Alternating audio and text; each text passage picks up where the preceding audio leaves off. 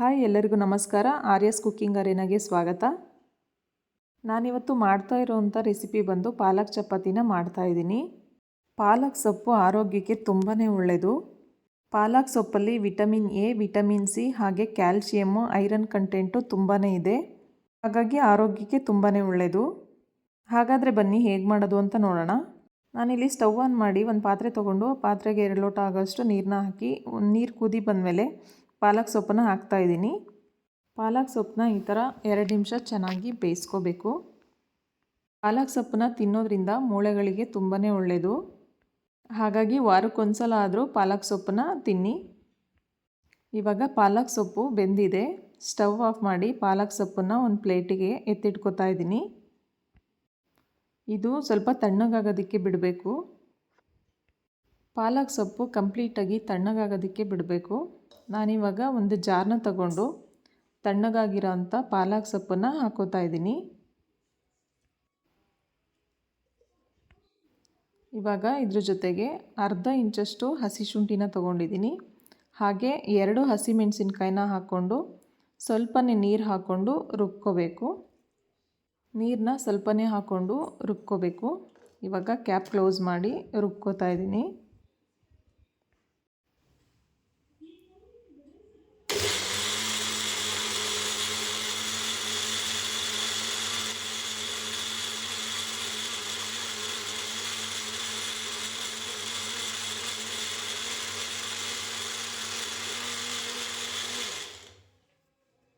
ಇವಾಗ ನೋಡಿ ರುಬ್ಬಿದಾಗಿದೆ.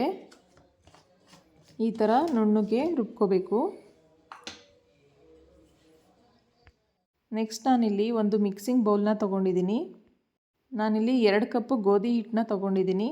ಹಾಗೆ 1 ಟೇಬಲ್ ಸ್ಪೂನು ಉಪ್ಪು, ಹಾಗೆ 1/4 ಟೇಬಲ್ ಸ್ಪೂನು ಅಜ್ವೈನ ತೊಗೊಂಡಿದ್ದೀನಿ. ಅಜ್ವೈನ ಹಾಕೋದ್ರಿಂದ ಡೈಜೆಷನ್ನಿಗೆ ತುಂಬಾ ಒಳ್ಳೆಯದು. ಅಜ್ವೈನ ಹಾಕೋದ್ರಿಂದ ಡೈಜೆಷನ್ನಿಗೆ ತುಂಬಾ ಒಳ್ಳೆಯದು. ಇವಾಗ ರುಬ್ಬಿರೋಂಥ ಪಾಲಕ್ ಸೊಪ್ಪನ್ನು ಸ್ವಲ್ಪನೇ ಹಾಕ್ಕೊಂಡು ಚೆನ್ನಾಗಿ ಮಿಕ್ಸ್ ಮಾಡ್ಕೋಬೇಕು.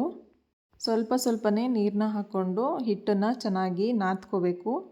ನಾನಿಲ್ಲಿ 1 ಟೇಬಲ್ ಸ್ಪೂನು ಎಣ್ಣೆ ಹಾಕ್ಕೊಂಡು ಚೆನ್ನಾಗಿ ಹಿಟ್ಟನ್ನು ನಾದಿ ಇಟ್ಕೋತಾ ಇದ್ದೀನಿ. ನೋಡಿ ಹಿಟ್ಟು ರೆಡಿಯಾಗಿದೆ. ಇದನ್ನು 10 ನಿಮಿಷ ನೆನೆಯಕ್ಕೆ ಬಿಡಬೇಕು. ಇವಾಗ ನಾನು 10 ನಿಮಿಷ ಆದಮೇಲೆ ತೆಗಿತಾ ಇದ್ದೀನಿ. ಹಿಟ್ಟೆಲ್ಲ ಚೆನ್ನಾಗಿ ನೆಂದಿದೆ. ಇವಾಗ ಹಿಟ್ಟನ್ನು ಇನ್ನೊಂದು ಸ್ವಲ್ಪ ಚೆನ್ನಾಗಿ ಈ ಥರ ನಾದಿ ಇಟ್ಕೊಂಡಿದ್ದೀನಿ. ನಾನಿಲ್ಲಿ ಹಿಟ್ಟನ್ನು ಬಾಲ್ ಸೈಜಲ್ಲಿ ತೊಗೊಂಡಿದ್ದೀನಿ. ಈ ಥರ ಉಂಡೆ ಮಾಡಿ ಇಟ್ಕೋತಾ ಇದ್ದೀನಿ. ಈ ಥರ ಉಂಡೆ ಮಾಡಿ ಇಟ್ಕೊಳ್ಳೋದ್ರಿಂದ ಬೇಗನೆ ಚಪಾತಿ ಮಾಡೋಕ್ಕೆ ಹೆಲ್ಪ್ ಆಗುತ್ತೆ. ನೀವು ಬೇಡ ಅಂದರೆ ಆವಾಗಲೇ ಸ್ವಲ್ಪ ಹಿಟ್ಟನ್ನು ತಗೊಂಡು ಚಪಾತಿನ ಮಾಡ್ಕೋಬೋದು. ನಾನಿಲ್ಲಿ ಚಪಾತಿ ಮಾಡ್ಕೊಳ್ಳೋದಕ್ಕೆ ಮೈದಾ ಹಿಟ್ಟನ್ನು ಸ್ವಲ್ಪ ಸ್ಪ್ರೆಡ್ ಮಾಡ್ಕೋತಾ ಇದ್ದೀನಿ. ಇವಾಗ ನಾನು ಲಟ್ಟಣಿಗೆಲಿ ಸ್ವಲ್ಪ ನಿಧಾನಕ್ಕೆ ಲಟ್ಟಿಸ್ಕೊತಾ ಇದ್ದೀನಿ. ಈ ಥರ ಚಪಾತಿನ ನಿಧಾನಕ್ಕೆ ಸ್ವಲ್ಪ 2 ಸೈಡು ನೀಟಾಗಿ ಅರ್ಧ ಇಟ್ಕೋಬೇಕಾಗುತ್ತೆ.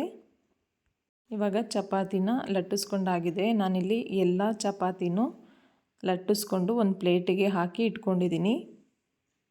ನೋಡಿ ಈ ಥರ ಚಪಾತಿನ ಅರ್ಧ ಇಟ್ಕೊಂಡಿದ್ದೀನಿ. ನೆಕ್ಸ್ಟ್ ನಾನಿಲ್ಲಿ ಸ್ಟವ್ ಆನ್ ಮಾಡಿ ಒಂದು ಹೆಂಚನ್ನು ಬಿಸಿಗಿಟ್ಟಿದ್ದೆ. ಹೆಂಚು ಬಿಸಿ ಆದಮೇಲೆ ಅರ್ದಿರೋ ಅಂಥ ಚಪಾತಿನ ಹಾಕ್ಕೋತಾ ಇದ್ದೀನಿ. ಚಪಾತಿ ಸ್ವಲ್ಪ ಬಿಸಿ ಆದಮೇಲೆ ಎಣ್ಣೆನ ಸ್ಪ್ರೆಡ್ ಮಾಡ್ಕೋತಾ ಇದ್ದೀನಿ. ಎಣ್ಣೆ ಬೇಡ ಅಂದವರು ತುಪ್ಪ ಅಥವಾ ಬೆಣ್ಣೆ ಯಾವ್ದು ಬೇಕಾದರೂ ಹಾಕ್ಕೋಬೋದು. ಎರಡೂ ತುಂಬಾ ಚೆನ್ನಾಗಿರುತ್ತೆ. ಈ ಥರ 2 ಸೈಡು ಚೆನ್ನಾಗಿ ಬೇಯಿಸ್ಕೋಬೇಕು. ನೋಡಿ ಇವಾಗ ಪಾಲಕ್ ಸೊಪ್ಪಿನ ಚಪಾತಿ ರೆಡಿಯಾಗಿದೆ. ಈ ವಿಡಿಯೋ ಎಲ್ರಿಗೂ ಇಷ್ಟ ಆಗಿದೆ ಅನ್ಕೋತೀನಿ. ಯಾರಿಗೆಲ್ಲ ಈ ವಿಡಿಯೋ ಇಷ್ಟ ಆಯಿತು ನೀವೊಂದ್ಸಲ ಮನೇಲೊಂದ್ಸಲ ಟ್ರೈ ಮಾಡಿ ಹೇಗಿತ್ತು ಅಂತ ಕಮೆಂಟ್ ಮಾಡಿ. ಹಾಗೆ ಫ್ರೆಂಡ್ಸು ಫ್ಯಾಮಿಲಿ ಜೊತೆ ಶೇರ್ ಮಾಡೋದನ್ನ ಮರಿಬೇಡಿ. ಇನ್ನೂ ಹೆಚ್ಚಿನ ರೆಸಿಪೀಸ್ಗೆ ಆರ್ಯಾಸ್ ಕುಕ್ಕಿಂಗ್ ಅರೇನಾ ಚಾನಲ್ನ ಸಬ್ಸ್ಕ್ರೈಬ್ ಮಾಡಿ. ಯಾರೆಲ್ಲ ಹೊಸದಾಗಿ ಅಡುಗೆನ ಕಲಿತಾ ಇದ್ದಾರೆ ಅವರಿಗೆಲ್ಲ ಶೇರ್ ಮಾಡಿ. Thank you all. Thanks for watching.